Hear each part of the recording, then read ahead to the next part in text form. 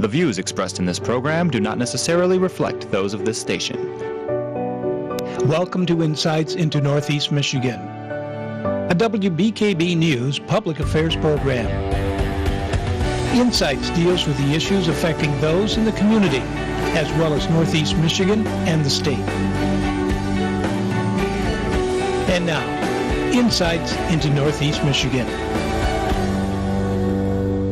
Welcome to Insights, everyone. I'm Bethany Ricciardi. I'm joined here today with Barb France, the Executive Director for the Community Foundation for Northeast Michigan. Thank you so much for being here today. Thanks for having us. So we're here today to talk about the Community Foundation and how they've kind of been going above and beyond their regular duties of providing grants and scholarships, and have actually been active in locating grant monies from outside sources to help local nonprofits complete their mission, right? So right. What is one of the most recent examples that you can give us?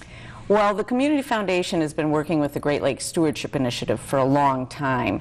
The latest opportunity that they have had is for the UL, the Underwriters Laboratories Innovative Education Grant. And this is actually an award. It's not a grant where they tell us what we have to do. It's just an award for all the great things that are happening. So that it's a $25,000 award, and we just recently received that. So where did the Community Foundation kind of play a role in applying for this and making this overall happen? Well, the Community Foundation really works with all kinds of agencies in the area. We try to have an understanding of all of the needs in the area. So we work with the Homeless Coalition, and we work with college access networks, and we've been working with the Great Lakes Stewardship Initiative for a long time. The Great Lakes Stewardship Initiative is place-based environmental education. What that means is we have programs where we take the kids out of school and into the environment to learn about it. And so we've had lots of opportunities. Over the last 5 years or so, we've gotten over $900,000 in grants for the Great Lakes Stewardship Initiative. And we've also gotten grants for other projects, too.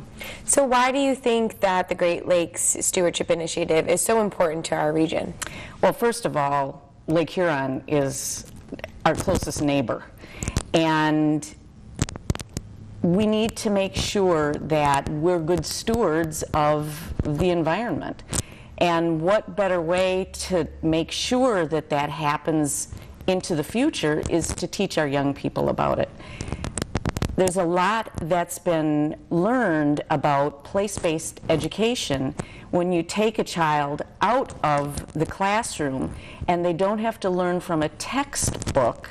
They're actually in waders, in the streams, counting crayfish or looking for bugs or counting plants or learning about the environment in the environment. They learn so much more. They get so much more excited about what they're learning. So obviously there's a lot of success that has come out of this initiative. What would you say the partnership has brought to the success of it? Well, I think the real power of this program is in the partnership. The Community Foundation acts as the grantee. We sign the grant application or the grant agreement with the funders, and it's our responsibility to make sure that all of the requirements are followed.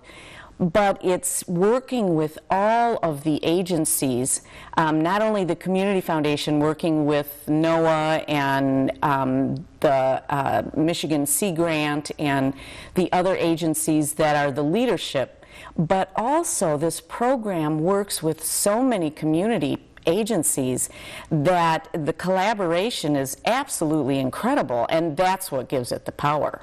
So what would be some suggestions or maybe just things in general that other organizations can learn from NEMI-GLESI? I think the importance here is the collaboration. We all have great ideas of things that we want to do, want to accomplish, but it's very difficult to do it with a small staff. when you work together, I mean, the number of agencies that are working together on this is really phenomenal.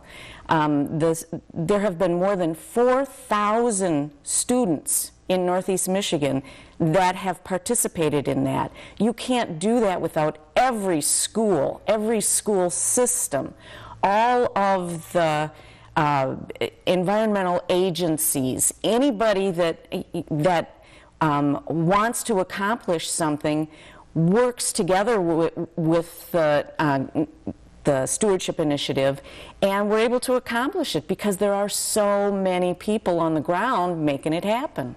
So obviously a lot of unique things that take place here. You're holding the award, which looks pretty unique in itself. Yep. What are some of the other things that you find unique about this initiative? Well, I think one of the most important things is teaching these young kids about protecting and preserving the environment.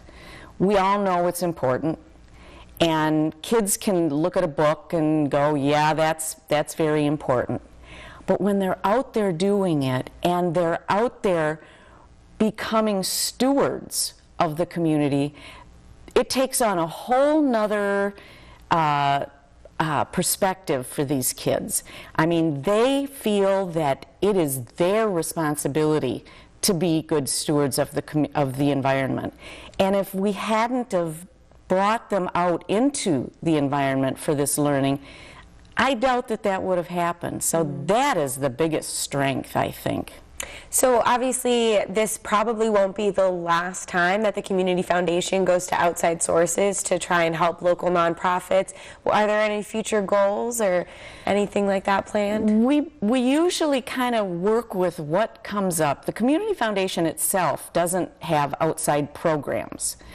But because we work with other agencies and coalitions, when they have opportunities, but they don't have the ability to handle the grant, to do the reporting, to handle the money, that's where we step in. We charge a very low fee. Many organizations that are working with the Great Lakes Stewardship Initiative are having to pay somewhere up to 20% to the fiduciary agent.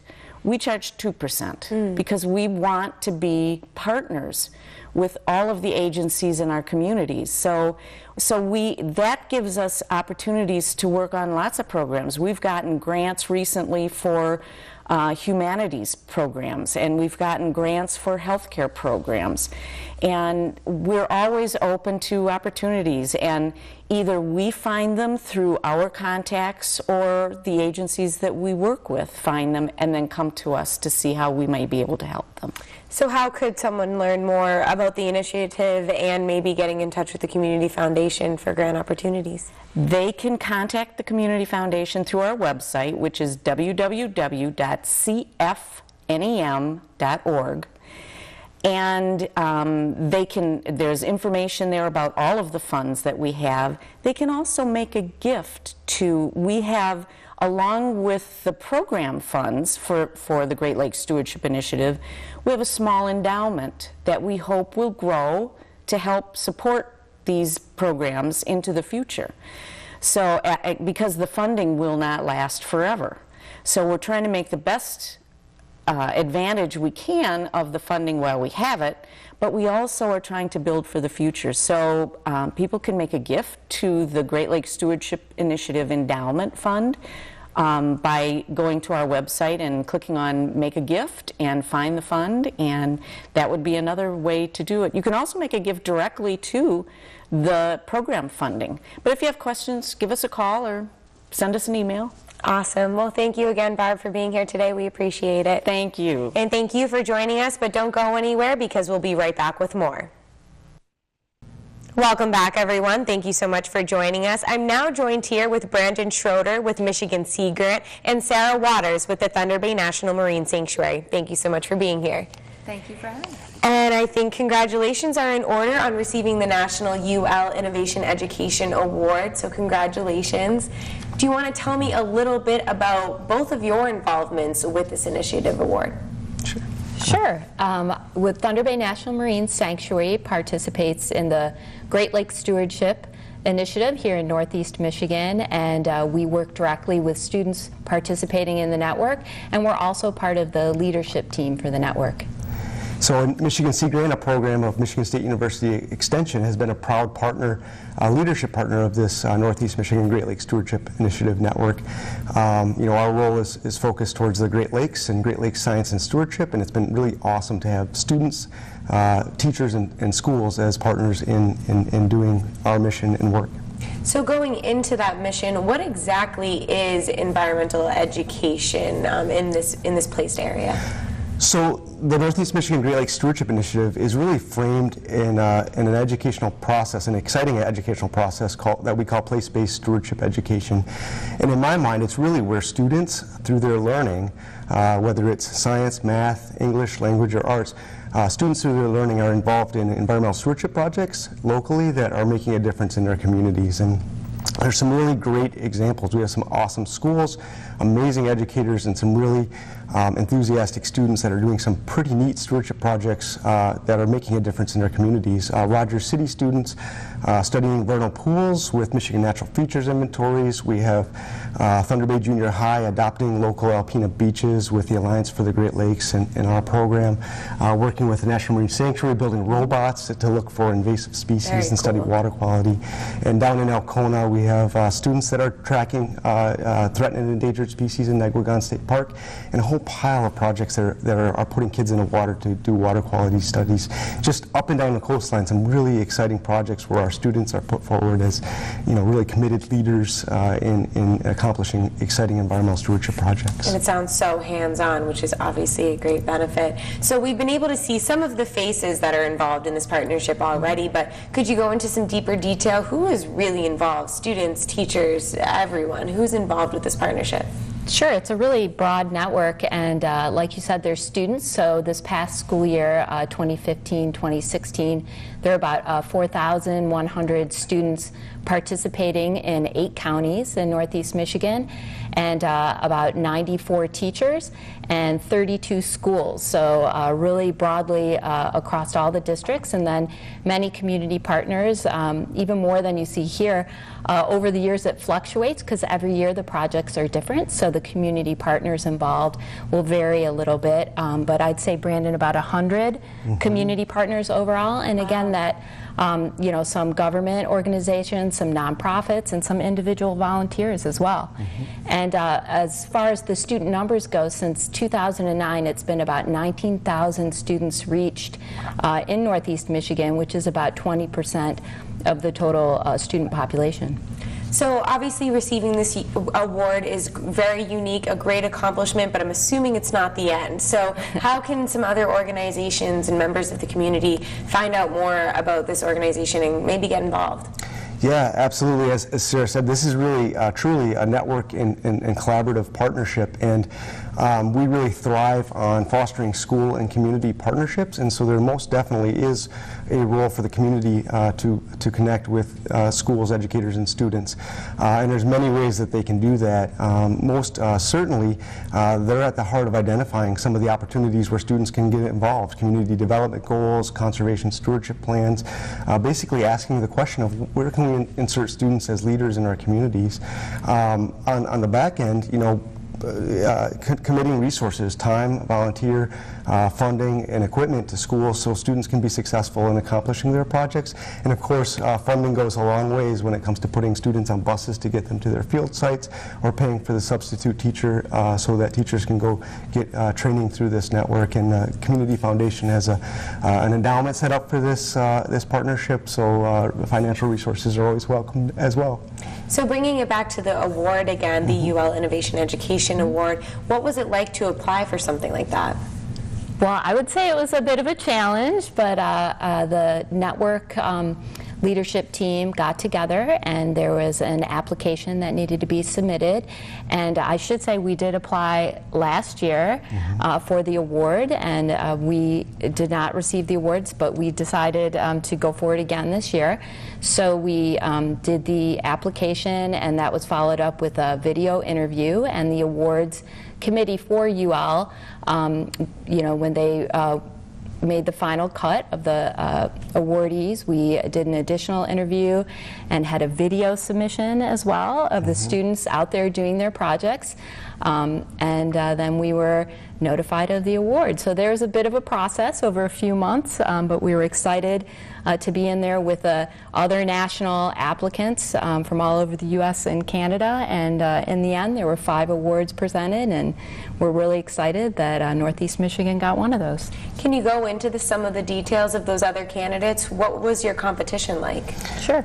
Well, I think this is certainly, this award is very fitting for Northeast Michigan. We are rich in Great Lakes and natural resources, and we are rich in local, state and federal research and management and conservation organizations. And when they're connecting with youth, our students are really applying STEM, science, technology, engineering, math, to accomplish these projects.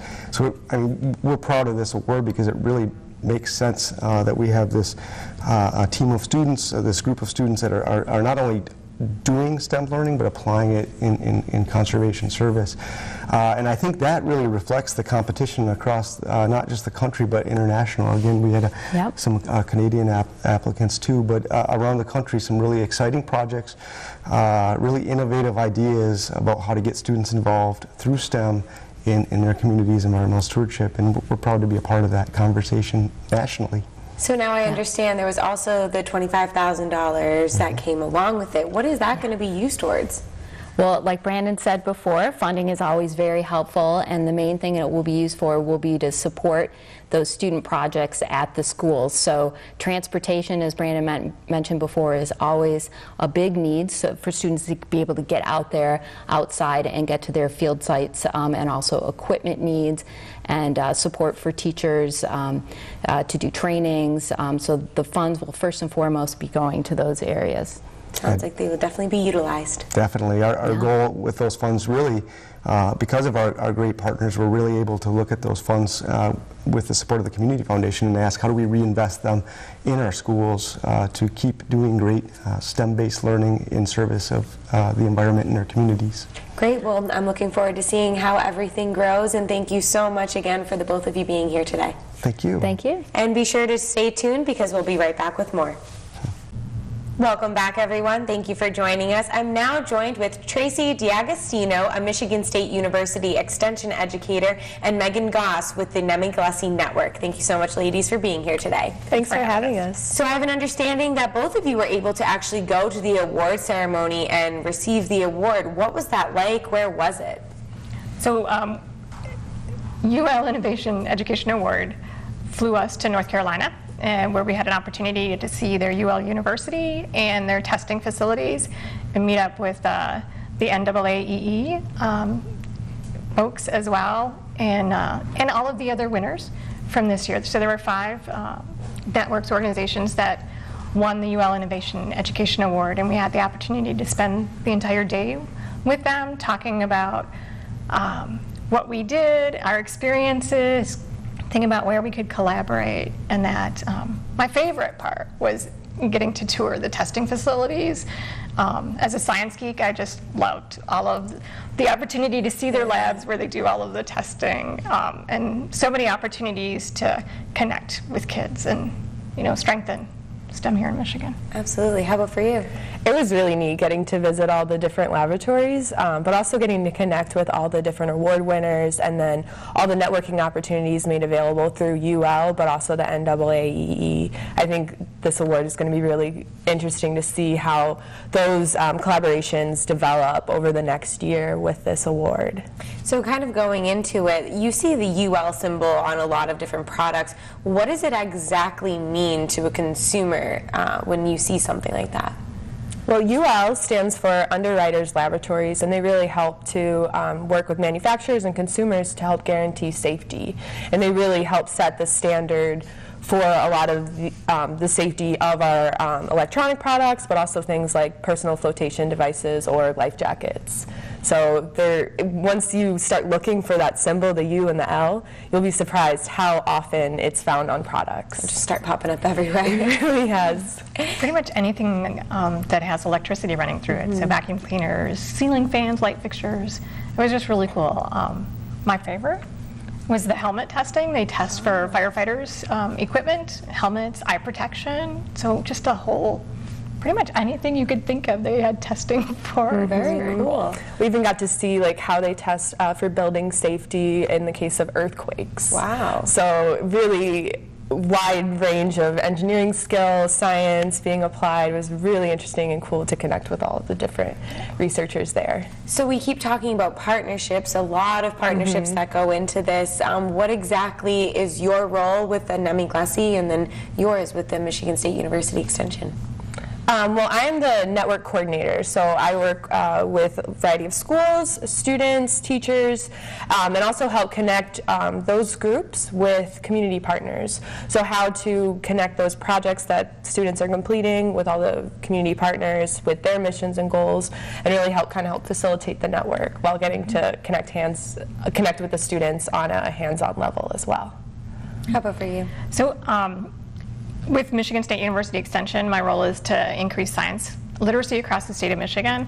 And so I do a lot of work on the projects with teachers to help ensure that they'll be able to be sustained by matching them with their science standards, helping them to look at math standards, and make sure that the amount of time that projects take are going to balance with the amount of standards that they're addressing, because we really want it to match with the school day and the school as well as the community and produce that environmental stewardship awareness pieces. And so making sure that it can be sustained, and hopefully that schools will decide that it's worthwhile and addresses their educational needs, and they'll embed it into their curriculum, so it'll just become a standard part of what they do every year. What have you found inspiring about this place-based environmental education? What's most inspiring to me is really the fact that students and youth, they can be leaders in their community today. You don't have to wait until after college, after high school to really take on this kind of initiative. You can, through your own classroom learning, learn how and develop the social capital to really make these projects and complete, and then also connect with community partners, learn about careers. There's so many benefits to place-based education, and I mean, also getting to see how much fun the kids have completing the projects. It's just, it touches your heart. It does. It's very cool. Are there any specific examples that you could go into that you've seen the Great Lakes Stewardship Initiative really impact our community? So I think about our Negwegan State Park project. It was one of the very first projects that NEMI-GLESI took on, and the change in attitudes of our community and of our youth. If you go to Negwegan State Park in Black River here in Michigan, you'll see beautiful signs up that describe the park and the unique features that are there. And it's kids through NEMI-GLESI that help to get those signs up, put the information together. They worked with the DNR park systems to get the signs approved, which was a really great experience for kids to deal with government. And it was a long project. But seeing how the kids, the pride, and we have kids that are adults now, with children of their own, that are taking their kids to the park and going, "Daddy helped to build this sign and put this together." It's just really great to see that generational passing down of environmental stewardship and pride in the community. So how about pride in yourselves? This is super exciting to win this award. What does it mean to the both of you? I think it really speaks to the power of our network. It's not built upon like one person's actions. It's all of us working together and really making that collaborative impact to have a benefit here in Northeast Michigan for student learning, but also our local communities, and really being able to show how by working together you can accomplish so much more than working as an individual. Yeah. Do you think moving forward that you'll kind of apply and compete for awards like this in the future again? Yes. I would say definitely. Yeah, I think the recognition is a really important piece for the entire leadership team, as well as all of the partners and the kids that are involved with this. It's exciting for them. We hope to be recognized by a national and international organization that the work we're doing really is making a difference, and that's really powerful. So any big future plans? How can people kind of learn more and maybe get involved with this initiative? Well, you can always sign up as a community partner, or if you are a teacher, through our website, nemiglissi.org. Students are welcome to sign up as well. Also, we have a Facebook page, the Northeast Michigan Great Lakes Stewardship Initiative. We're also active on Twitter. So lots of ways to connect with our network and learn about what's going on with students. And then you're always able to contact me with my email, megan.nemiglsi@gmail.com. So there's lots of great ways to connect and link in with the network. Yeah, and Megan is really our point of contact. You know, she kind of holds the whole network together, and it's really great on communicating to the different partners and making the connections and really helping all of that go smoothly. So she is our point of contact. And thanks again, ladies, for being here. And again, congratulations on this great success. Thank you so much, Bethany. And be sure to stay tuned next week for another edition of Insights. Insights into Northeast Michigan is produced by WBKB News. If you have any comments, suggestions, or topics you would like to see on a future show, please email WBKB News. This has been a production of Thunder Bay Broadcasting Corporation. All rights reserved. The furniture and set design for this episode of Insights is provided by Young Appliance Art Van Furniture on US 23 South, Alpena.